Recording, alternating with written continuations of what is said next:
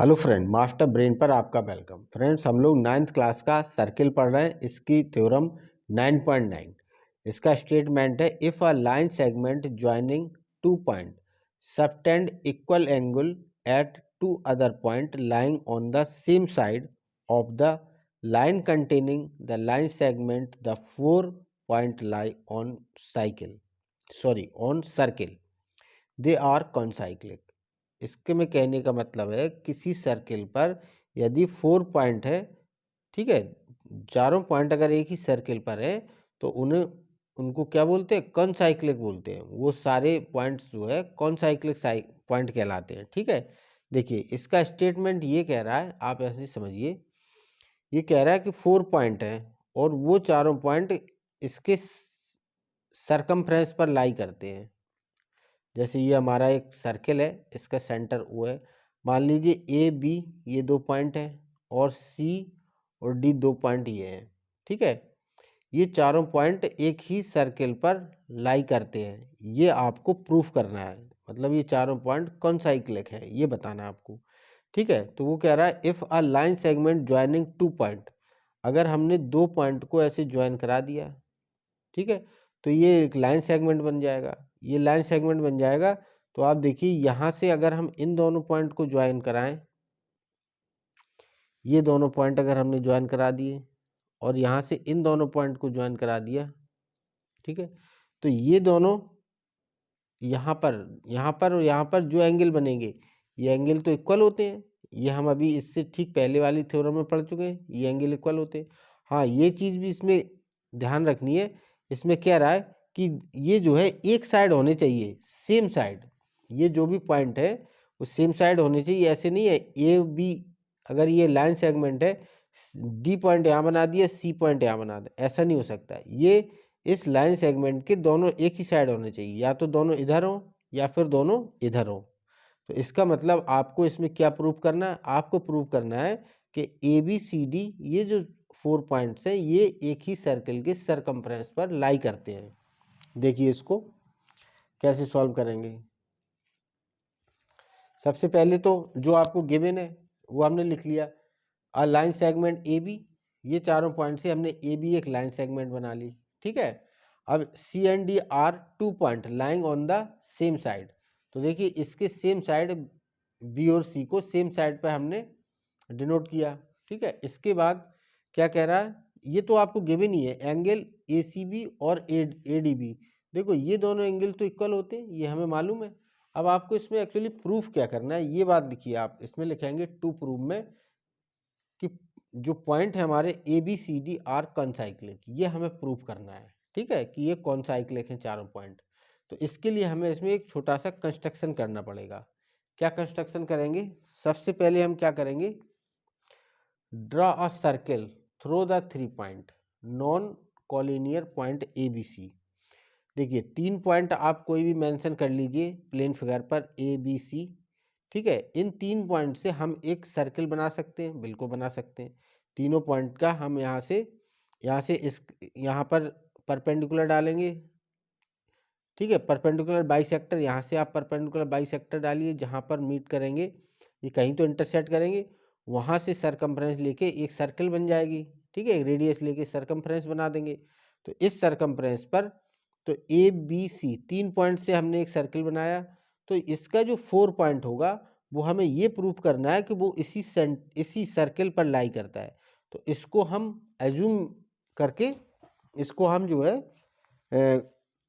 Assume करेंगे कि ये पॉइंट या तो इसके बाहर है या इसके अंदर है। फिर हम इसको प्रूफ कर देंगे, नहीं ये बाहर अंदर नहीं होता, ये इसके सरकमफ्रेंस पर ही लाई करता है। ठीक है, ये हम प्रूफ कर देंगे। तो इसके लिए हमने सबसे पहले तो हमने ये माना कि ये सेंटर के बाहर है।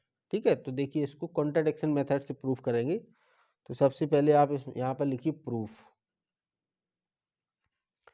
प्रूफ, इसके प्रूफ में क्या करेंगे, हम इसको कॉन्ट्राडिक्शन मेथड से कर रहे हैं। तो सबसे पहले तो आप लेट कर लीजिए, लेट पॉइंट या assume point D does not lie at या ऑन द सर्किल, हम ये मान के चल रहे हैं कि जो हमारा डी पॉइंट है ये सर्किल पर एक्सटेंड नहीं करता, ये सर्किल के बाहर है, ठीक है।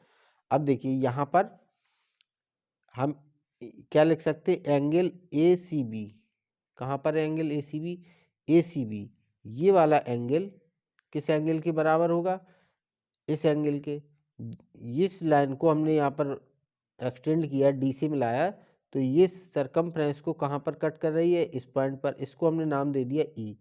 तो देखिए ये हम अपनी लास्ट थ्योरम से ये लिख सकते हैं, एंगल ए सी बी और ए ई बी, ठीक है, ये दोनों एंगल्स इक्वल होंगे, बिल्कुल बाई थ्योरम हम लिख सकते हैं। ये angle A C B equal होगा एंगल ए ई बी के, ए ई बी के। और ये क्यों इक्वल होते हैं, ठीक, इससे पहले वाली थ्योरम 9.8 में हमने ये प्रूव कर चुके हैं कि किसी भी लाइन सेगमेंट के एक साइड या आर्क के एक साइड जितने भी एंगल बनते हैं वो बराबर होते हैं। तो आप यहाँ पर उसी थ्योरम को लिख देंगे, क्या थी theorem, angles in the same segment, angles in the same segment of a circle, of a circle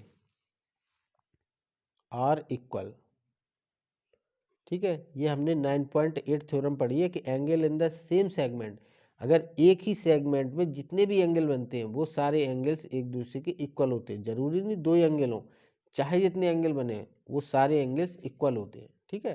तो यहाँ से हम लिख सकते हैं कि ये एंगल इसके बराबर है, ठीक है। तो यही हमने लिखा है।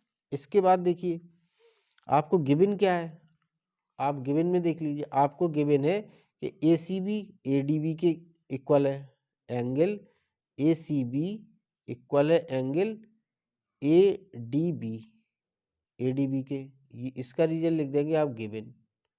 ये तो आपने थ्योरम से लिख दिया और ये आपको गिवन है, ठीक है।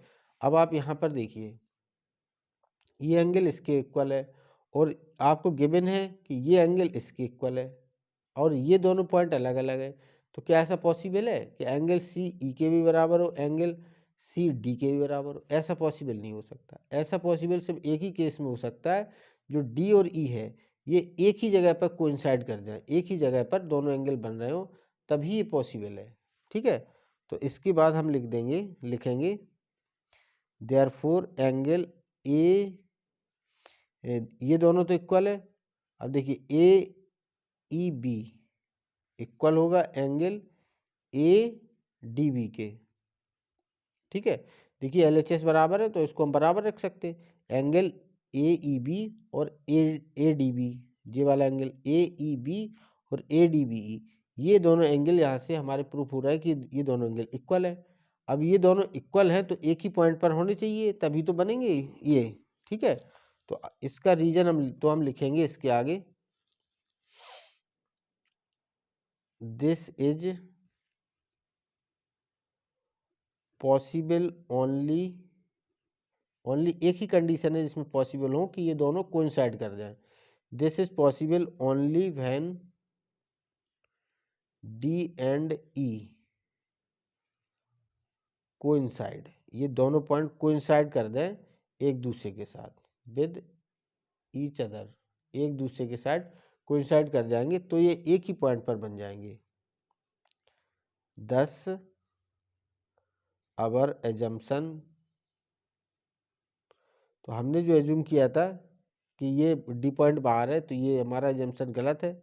आवर एजम्पशन इज रॉन्ग, हमारा एजम्पशन गलत है। इसका मतलब जो डी है वो सर्कल पर ही एक्सटेंड करता है, तो हम लिख देंगे hence D point lie on the circle, ये हमारा पॉइंट सर्कल पर ही लाई करता है, ठीक है। तो हम लिख देंगे A B C D are concyclic. बस यही हमें प्रूव करना था कि A B C D concyclic है, मतलब ए बी सी डी चारों पॉइंट सर्कल के सरकमफ्रेंस पर ही एक्सटेंड करते हैं। इस पार्ट में बस इतना ही, नेक्स्ट वीडियो में मिलते हैं नेक्स्ट क्वेश्चन के साथ, तब तक के लिए गुड बाय।